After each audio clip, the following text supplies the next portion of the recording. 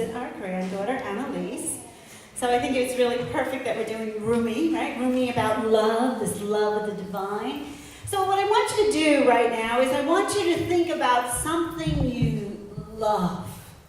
Something you absolutely love. Like, of course, we're going to think of Annalise, and watching her look at Mickey Mouse and that look on her face, What do you really love? Feel that right now. Think of that right now.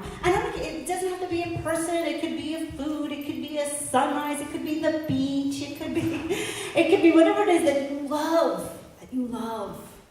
Think of that right now. Hold that in your heart.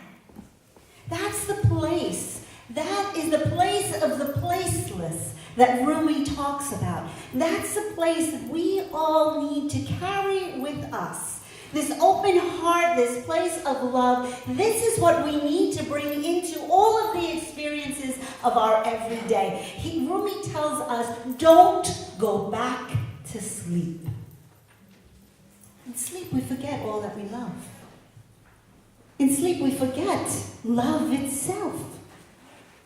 Because this love that we all took a moment to connect to is just the tip of the iceberg compared to the love of the divine. For us and with us and around us and through us. All of the gifts that are constantly giving. But the one that is most important is that one of just that connection, that truth, that groundedness, that love. And so the challenge is to come back to that love. Let me tell you a little bit about Rumi. Rumi was a scholar. He was a scholar and he was a wise man. And people came from all over to listen to him.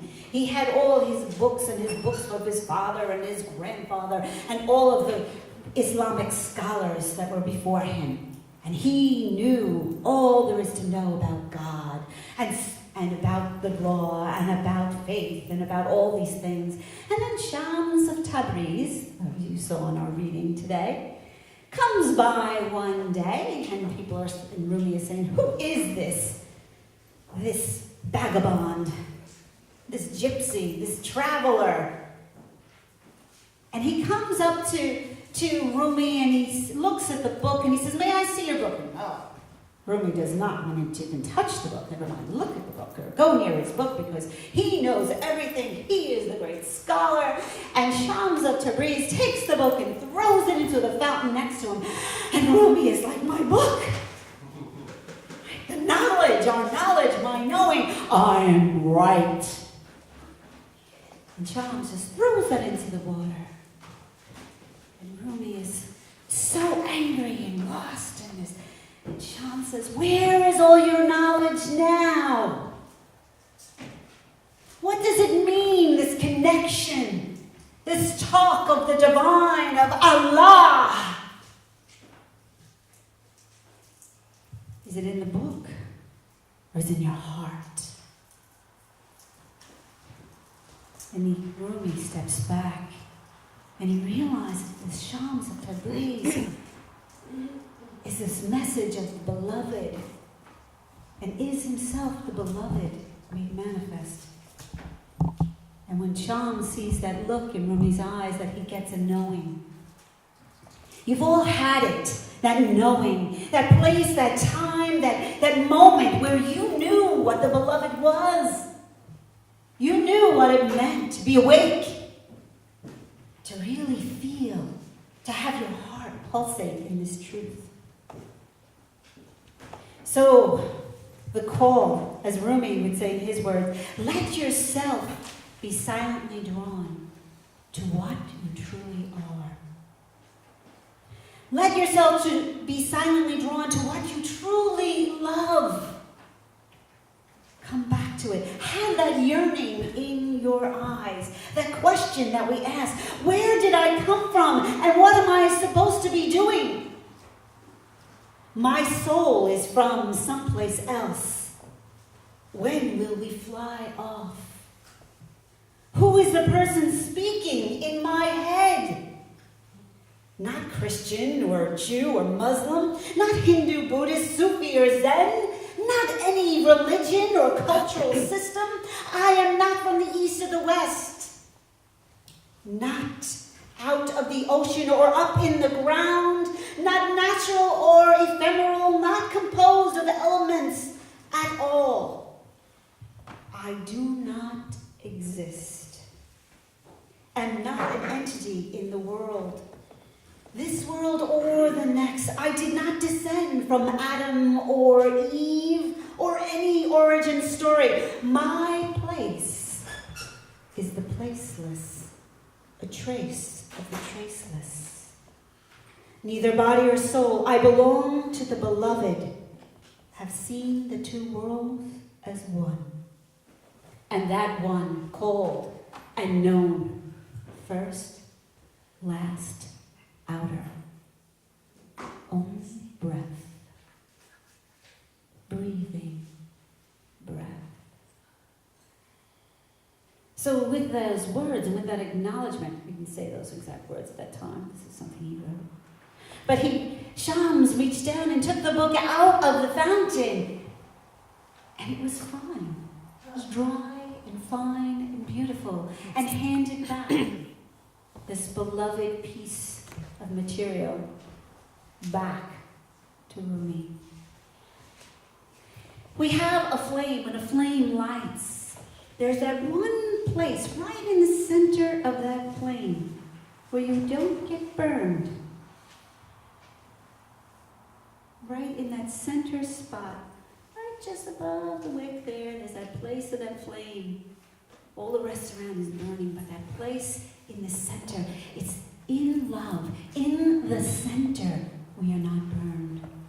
In the center, we are light, we are carried, we are love. And Rumi carried that light, and he brought it in, and he taught all of the other whirling dervishes. Heard of the whirling dervishes? Yes, yes. What did they do? They hold their hearts open and reaching out to the divine, and they spin, and they spin, and they spin, and they spin, and they allow the world to spin. Even in nature, our hurricanes, they all round, it crashes everything, but the eye remains calm, remains steady, remains focused, remains connected to the oneness.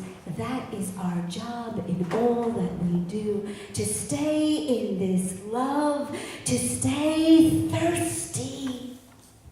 To stay thirsty. As Rumi says, I have a thirsty fish in me that never gets enough of what it's thirsty for. Show me the way to the ocean. I have lived on the tip of insanity, wanting to know reasons, knocking at the door. It opens, and I realize I have been knocking from the inside. Rumi calls to us to say, gamble everything for love. Gamble everything for love if you are a true human being. If not, leave this gathering. Half-heartedness does not lead to mastery. Half-heartedness does not lead to mastery. Do we leave our spiritual paths to be one that is half-hearted? Our connection to God, is it half-hearted? Where is our love? Where is our faith? What is the truth that we hold amidst the hurricanes that we experience in our lives? Are we taken away by the winds, or do we gamble everything and stand in that calm place of oneness, of connection, of the truth that has been given us throughout time in all the traditions of the world, calling to us to fear not, to not be distracted? And Rumi says that half-heartedness does not lead to majesty. He says you start out to find God, but you stop for long periods of time at mean-spirited roadhouses. Gamble everything for love if you are a true human being. If not, leave this gathering. We are the night ocean, filled with glints of light. We are the space between the fish and the moon as we sit here together. lighting your presence from ground to sky. Don't worry about saving these songs. That's what he says. Saving these songs. Things have to be the way I think they have to be. Panic, worry. A Western, or what is it, those? Oh, poor me songs. Right? Full of self-pity or sadness or remorse. Don't worry about singing these songs. If one of our instrument breaks, it doesn't matter. We have fallen into the place where everything is music. The connection with the divine doesn't need an instrument. You are that instrument. You are that love and that light. The strumming and the flute notes rise into the atmosphere. Just stop the words. Stop the words. Open the window in the center of your chest and let the spirits fly in and out. Let the spirits fly in and out because we have fallen into the place where everything is music. So don't be timid. Load your ship. Sit out. No one knows for certain whether the vessel will sink or swim. And he brings us back to the roadhouse too, right? Or the house, the guest house. In our words of wisdom and what we read. And every morning, what's going to come in? We don't know. But he says, welcome it. Welcome it in. Don't lose that place of love. Don't lose that love for the beloved. He said, just don't be one of those merchants who won't risk the ocean. This is more important than making money. That's what he was telling us back in those days. What is this? What is this all about? This is your connection to God. This is your connection to Allah, to the universe, to that energy, to light, to love. This is what is at stake here. Think of the fear and the hope that you have about your livelihood. They make you go to work diligently every day. Now consider what the prophets have done.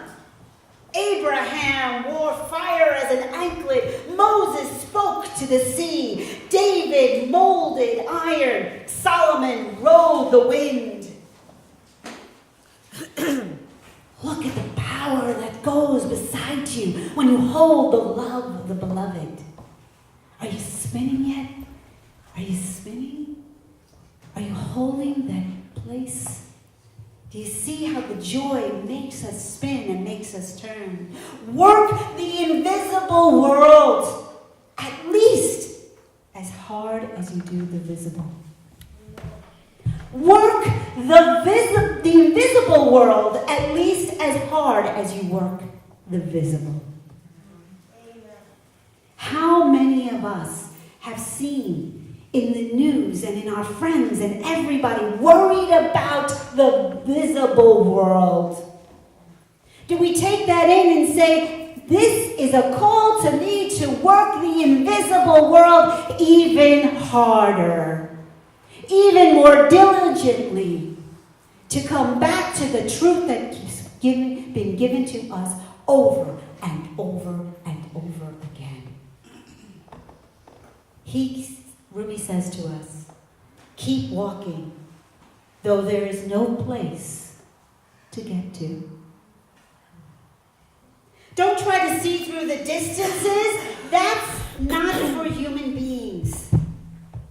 Move within, but don't move the way that fear makes you move. Don't open the door to the study and begin reading. How do I figure it out? What do I gotta do? Take down an instrument. Let the beauty we love be what we do. Stay in love. Stay Stay in beauty. Hold the wonderment of the child. There are hundreds of ways to kneel and kiss the ground. Let the beauty we love be what we do. There are hundreds of ways to kneel and kiss the ground, to remember love. The breeze at dawn has secrets to tell you. Don't go back to sleep. You must ask for what you really want. Don't go back to sleep. People are going back and forth across the door still, where the two worlds touch. The door is round and open. Don't go back to sleep. And so it is.